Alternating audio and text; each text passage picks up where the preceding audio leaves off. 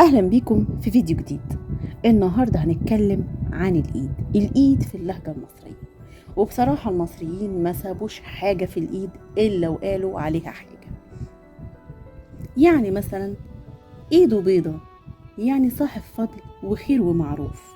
لا لا يا عم، ده ايده ماسكه، يعني ده شخص بخيل. لا خليك مع ده ايده فرطه، يعني ده كريم. ياه الراجل ده ايده خضرة، يعني بيزرع وبيزرع وبيطلع ثمار. بقولك ايه، الراجل ده ايده طايلة، يعني بيقدر يعمل حاجات كتير.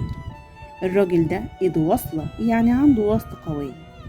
الراجل ده ايده طويلة، يعني بيأذي اللي حواليه. الراجل ده ايده خفيفة، يعني حرامي وشاطر. بقولك ايه، ده ايده مخرومة، يعني مبذر ومسرف.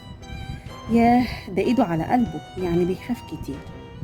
ايدي والكف، يعني عصبي مفيش تفاهم معاه. ايدك معايا، يعني تعالى ساعدني. ايدي في الزور، يعني صارف عليه كتير. عازم 1000 مرة. ايد ورا وايد قدام، يعني مفلس ومش معاه حاجة. على حطة ايدي، يعني زي ما هو مفيش اي تفاهم. تسلم ايدك، يعني 1000 شكر. ده ايدك منه والارض، يعني مفيش فايدة منه. ايدك على المعلوم، يعني هات الفلوس.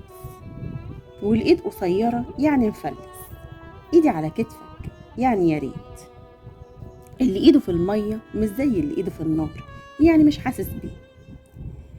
ماسك من ايده اللي بتوجعه، يعني ماسك عليه زلة. ايدي على كتفك، يعني انا معاك. ده ايه، ده ايده تتلف في حرير، يعني شاطر. جاي وايده فاضية، يعني ما جابش حاجة معاه. ايدي متكتفة، يعني انا عايز مش قادر اعمل حاجة. عصفور في الايد، يعني فرصة ما تضيعهاش. كانت معاكم خوارزمية.